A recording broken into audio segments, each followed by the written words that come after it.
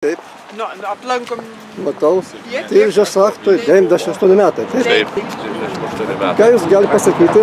Aš tiek galiu pasakyti, kad čia mano pažįstami kolegos, visuomenininkai dalis ir prisidedu kiekvienais metais, būtent šią dieną, paminint būtent šitą garbingą ir Lietuvai labai svarbią dieną. Tai yra, mes tam tikrų maršrutų pereiname ir pažymime, žvakutę uždegame atminties prie kiekvienos vietos ar prie dabartinio namo, išlikusio iš tų laikų, arba toj vietoj atstatyto ir taip pagarbą išreiškime.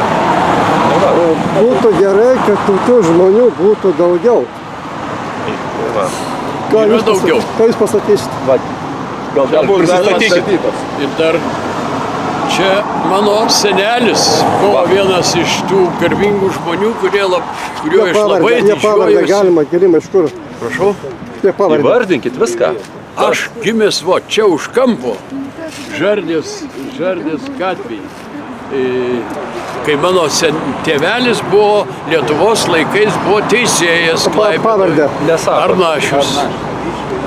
Aš čia dėsčiau, buvau universitete profesorius. Dabar jau išėjau į pensiją ir garbingai džiaugiuosi, kad mano senelio reikalas laimėjo, kad vis vien mažoji Lietuva dabar yra prie didžiosios, susijungia į vieną. Nors, aišku, senelis turėjo omeny visą mažąją Lietuvą, tai reiškia ir Kumbinės, ir Įstrutės sritį, kurios dabar dėja, mes patys žinom, nebe taip nei vardu, nei ką.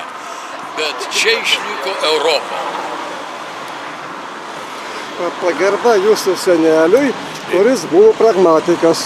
Kas dar kalbėsite? Jis nebuvo pragmatikas, jis buvo didelis idealistas. Aišku.